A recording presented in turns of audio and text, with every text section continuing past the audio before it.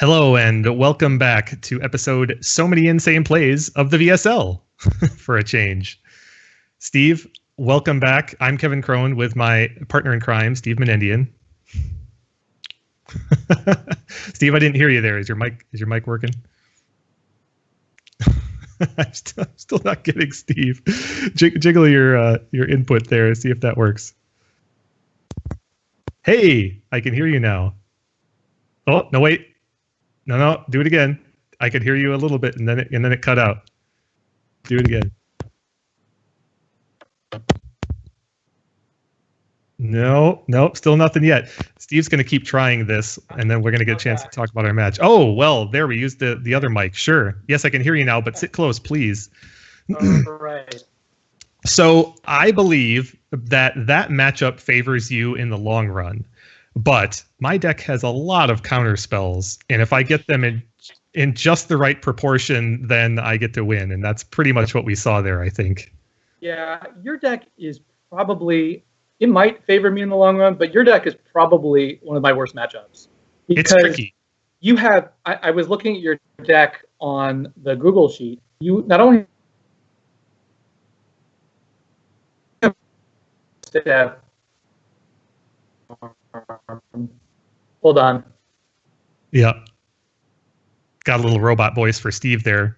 I think what he was about to say, though, is that I have a mixture of Stony Silence, which he has to respect with Chain of Vapor, Swords to Plowshares, which interact with his Xantid Swarms post-sideboard, and then more counter spells than the average, say, Jeskai deck because of the 4 Spell Quellers. Yeah, and my counter spell count is very high. I can hear you again, Steve. Go ahead. Yeah, that's exactly what I was saying. Is that you have Flusterstorm, Mindbreak Trap, Force of Will, and Misstep on top of 2 Stony Silence. Yeah. So it's and the Spell Queller is just gravy in between because it both deals damage. It weakens my Yawgmoth's Will when it takes my key spells, and it's just an all around menace. It's blue. Yep. It's like a blue beater that pitches to force. It's pretty unreal. Yeah, it's a nightmare. You spoiled my fun. The key in-match game that we were debating that I had to figure out was, and you obviously figured out one way, is the Xantid Swords Gambit. Yeah, and since I'm not playing another control deck this evening, I'll just reveal my strategy. My strategy usually is to bring in the Xantids in game 2 against control, and then sideboard them out in game 3. But since you had already seen my deck and had my list, I decided to invert it. So I decided if you had swords, I would play it without it in sword game 2. If you had the swords, I would just keep them out. If you didn't have swords, I'd bring them in game 3. Yeah, so I could see that. It's a knowledge game.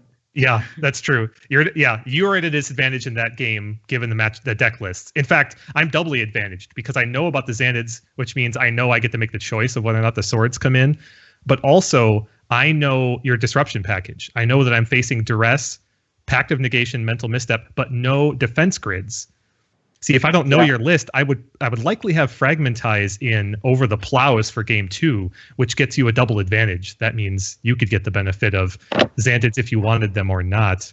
So the fact that we have deck lists and for your particular configuration means I think I'm doubly advantaged post sideboard in that regard. Exactly. It was really unfair. I lose a little bit in that Spell Queller matches up really terribly against your list. It's almost always like a tempo loss for me. I have to use it on a 0 or 1 mana spell if I ever use it, which I didn't. Right. But it turns out that Snapcaster Misstep is golden, which I got to do that. So no kidding. Let me ask you a couple questions. So how did you come to the Spell Queller brew? How did you arrive at this thing? Well, I talked about it in coverage already, but it was when you were playing, so you didn't get to hear. But in short, I analyzed Jeskai and concluded that you can build a Jeskai-like list without the red, as long as you shore up the lack of DAC and you shore up the lack of Pyroblast. And that's basically what Spell Queller shores up the lack of Pyroblast, and then additional Artifact Hate. I've got the full Fragmentizes and 3 Hercles shores up the lack of DAC to a degree. And the benefit you get is better mana. You get narrower decision trees with regard to fetch lands and things like that, and the mana is more reliable. And I just enjoyed this list, and plus Spell Queller is a great card, which I don't get to play with enough. What is surprised? I was very surprised to see the list that you brought. The fact that you've played Doomsday, how many times have you played Doomsday? Twice, maybe, in VSL? The fact that you're so well known for Doomsday meant that I thought that another Storm combo deck was maybe off the table. You said that you're playing with cards that hadn't been played with, but this one certainly fits that bill. So in hindsight, shouldn't have been too surprised, but the deck is sweet and it's elegant in its narrowness. I don't mean that in a negative. I mean it's quite linear and elegant, and fours and ones, and it's awesome that way. Well, I've been dying to talk about this deck for a while. I wanted to share just a couple things before we head down to the match. Okay. One is that there hasn't been an ad nauseum deck in a major top 8 in years, so there was a lot of work to do with this list. Right. I think one of the key things is there hasn't really been a list since Mental Misstep. He's been seeing a lot of play. Right. And Mental Misstep really taxes your life for the ad nauseums. So you have to really slim down your mana curve. Almost all the historical ad nauseum lists run 2 or 3 Cabal Ritual, which I had to completely cut. Also, Mox Opal is not typically played in this deck. I definitely tested Defense Grid and Xanted Swarm and ended up on Swarm. I tested a bunch of other things. I tested 2 and 3. But this list just consistently great. But you really have to slim everything down in order to play. Also, this card, ad nauseum, of course, gets around the kind of Leovold problem because you're not drawing. Right. Good point. This deck is very elegant and powerful. I like it. Yeah. I'm certainly happy to talk more about it if people have questions. But it was fun designing it, fun playing it. As I said, I 5-0'd one of the leagues and scooped at the very last play against a workshop player. And I think I have a really good workshop plan, so hopefully we'll find out when I play against Reed. First things first, though, let's see Dave and Reed's matchup of Grow against Shops. The players are ready, so let's go down.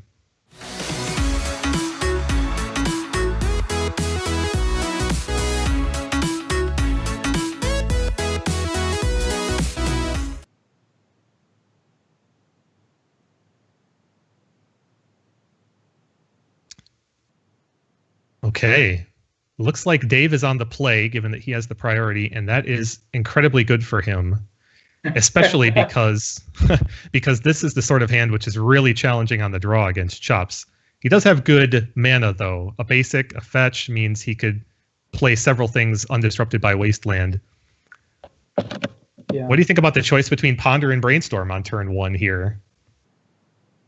I like it, actually. I like that play.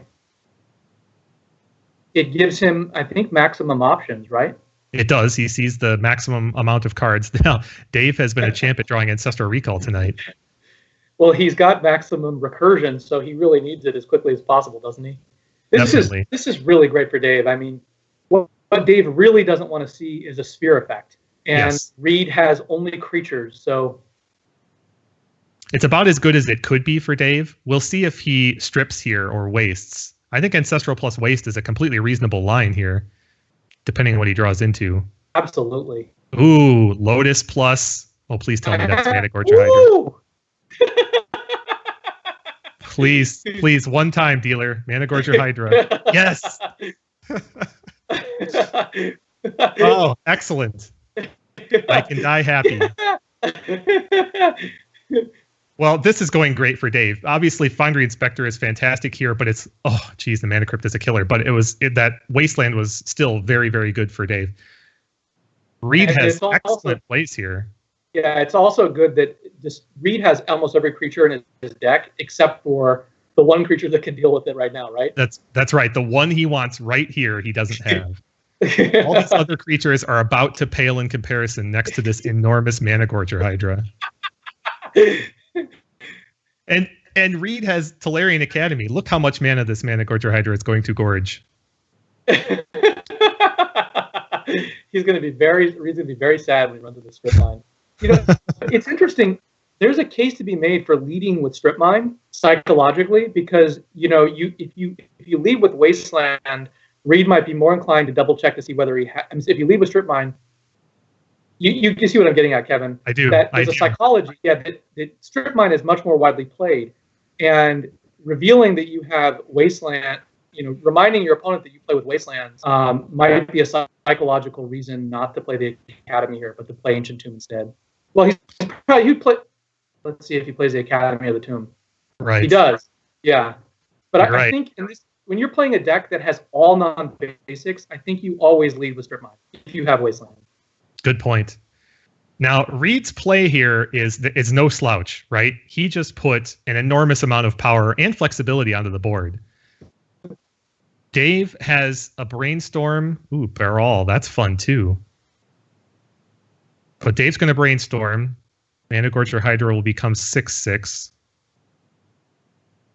He found a Mox at least. My guess is he'll put back Misstep and a land, although I can't see his whole hand at this point. So Dave can put the Hydra up to 7/7, but that's just not good enough to tussle with a Precursor Golem. No, these Ravager can actually get bigger, right? Yeah, definitely. Ravager. I mean, what he'll do is he'll put it onto the larger creature. Right. Fortunate. He's got to play Baral as a chumper, but at this point, I think this is a little bit tricky. But once he puts the hanger back into play, it's going to be darn close to lethal, right? It really is. Yeah, I agree. And if Reed can ever find a Walking Ballista inside of the next 2 or 3 turns, it'll be all she wrote. Let's see if we can actually figure out this math for the audience. So Ancient Tomb plus Mana Crypt plus Hanger Back is +3 power to any creature. The play, you just Alpha Strike, see what's blocked, and then, God, even worse. I guess it's the same thing, but yeah. So the largest creature on the table, the Precursor Golems are 3/3, and the Foundry Inspector is 3/2, and both Ravagers are 1/1. So if you wanted to attack with everything and have one creature actually hit with maximum damage, what's the maximum amount of damage you could do? You could do 1, 3, 4, 5, 6, 7, 8, 9, 10, 11, 12, 13, 14 is my count. Yep. It looks like Reed's got this. He can't stop himself from taking a giant hit from a Managorger Hydra next turn. But unless Dave strings together specifically Time Walk, I think Reed's just too far ahead here. Or Hurkyl's Recall. Hurkyl's Recall in the main deck. Yeah, I closed my draw. I don't believe that he has it. Okay. Double checking. No, it looks like he does not. It looks like there's just one in the sideboard. So it looks like specifically Time Walk is Dave's out here. Because this hit, he can block a 3/3. At which point Reed's going to have a choice. He could try to, Dave sees the writing on the wall. Yeah. I don't think that Reed would be inclined to try and kill the Managorger. He sees how the game would play out if he did not. Let's bring up Dave's deck, not just watch their sideboard, but let's actually see his deck. His is the one that His is definitely the variable in this equation. Didn't look at most. Wow, he's got lots of anti-shop cards. Energy Flux, Hurkyl's, and Trigon. Croson Grip's going to come in for good measure, too. Yes. Croson Grip is pretty funny against Ballista and Ravager and all that. Yes, it is.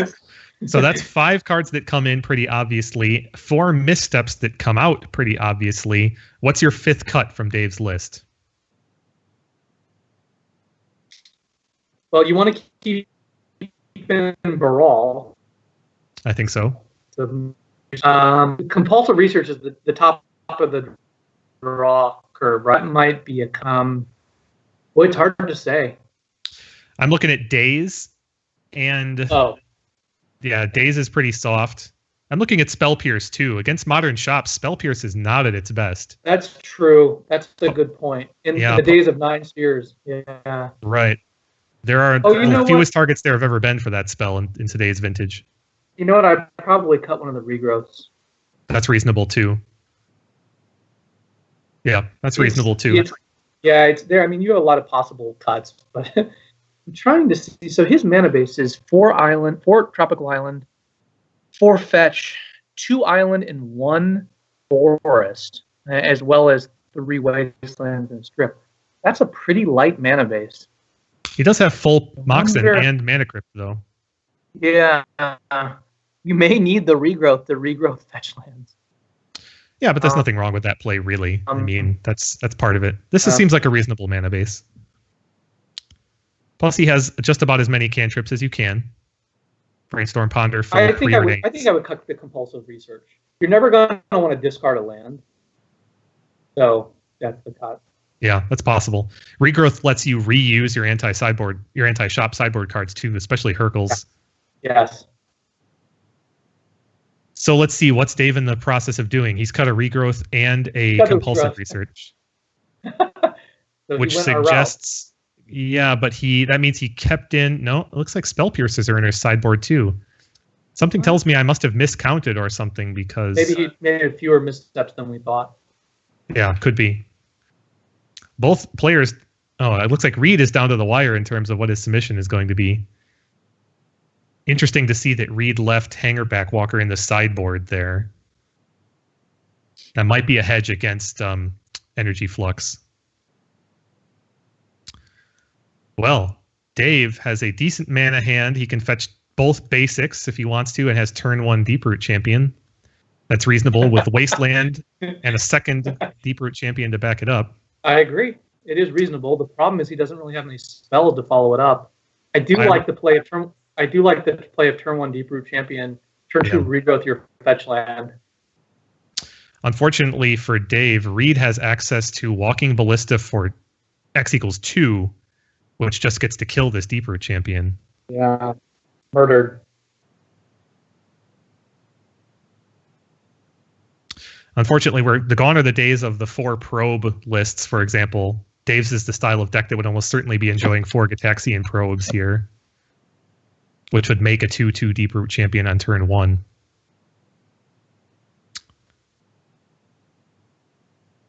So we get to see what Reed drew for the turn. The only possible problem with this hand is its threat light. Oh, Sphere gives him an interesting choice here, though. Oh, God. So he's going to go...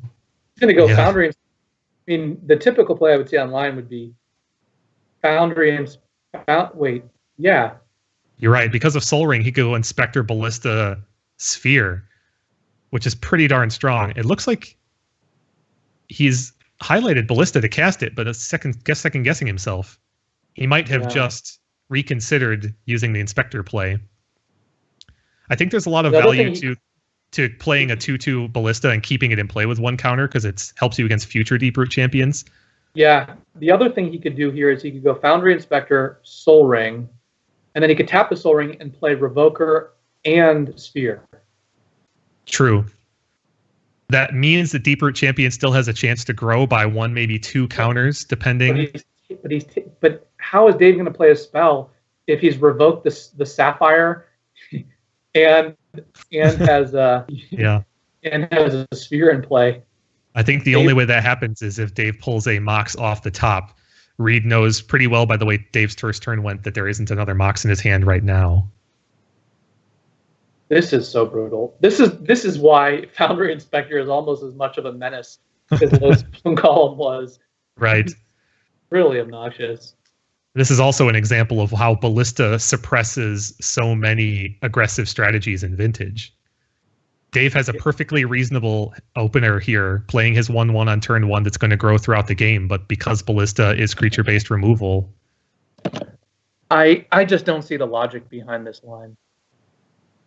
I really don't. It could be that Reed is valuing the Foundry Inspector versus Force of Will a little bit in a way that we're not seeing. Yeah. So that's a good point. That's it. That's got to be it.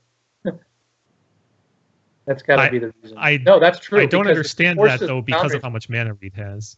If Dave has Foundry Inspector, that whole line, which is so good that I just outlined, falls apart. So that's true. Reed's hand at least is assured to resolve one of those 2 cards through a Force of Will. The line he's taken, though, is much, much weaker to what Dave has. Revokers are not very strong in this matchup. No, and now he can't. No, now he can. Let's see. So they'll offset. So yeah, he cannot even play a second spell here, right? Right. Because his Sphere prevents it. Yeah. He tried to. He's trying to, and he realizes he can't. Sorry, Reed. Be interesting to see if Dave chooses to. Oh, the preordain is very good here. I was about to ask if he was going to Wasteland or play Deeproot Champion. He's got to Wasteland. I think definitely because he drew preordain. That means he can Wasteland and be productive otherwise. And he's still got another land in his hand, so he knows he's still online for Deeproot Champion in the near future. He doesn't know about double Revoker, but that's neither here nor there. He knows his mana is still strong.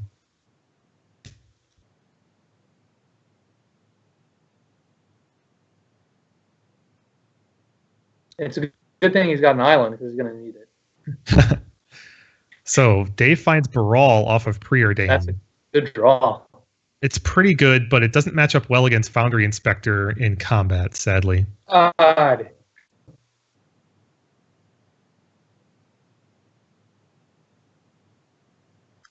Dave's life total is still healthy, though. He's got some time. But this Factory plus Revoker damage is going to add up quickly. Reed's representing 7 damage next turn. And it adds up fast.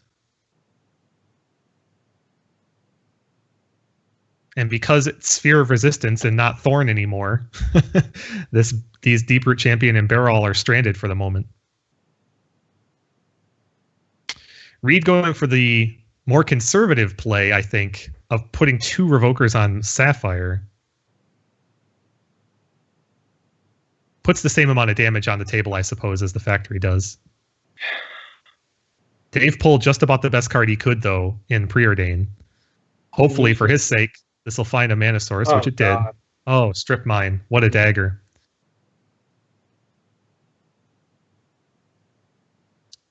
Reed, I think, wisely... Yeah. Reed had the total nuts. It was pretty good. Jace the Mind Sculptor is not what Dave wanted to draw. He's at 9. He's got one more turn to put up any kind of defense. He needs to draw land next turn to play Baral. Oh, I'm sorry. He's still dead on board, even if he does. Oh, and Ballista seals the deal either way. Wow. Reed executed this shop's hand pretty well. Played around Force of Will early on. Dave has got exceptionally unlucky, but if he's going to win a match tonight, it's going to be against you. So his deck is going to be... That's true. I mean, you've got the Grow deck versus the bigger blue deck. Right. Traditionally, that will favor him. Well, there we have it. Reed Duke piloting shops well. Dave getting a little unlucky. His Grow deck is really cool, but the draws just have not been synergistic for him tonight. He has not paired well with what his opponents have done, even though his openers have looked fine. Turn 1 Deeproot Champion followed by cantrips. It's a sad state. So we'll be back after these messages with... who is it next? It's you versus Reed is next. All right. Right up. So many insane plays.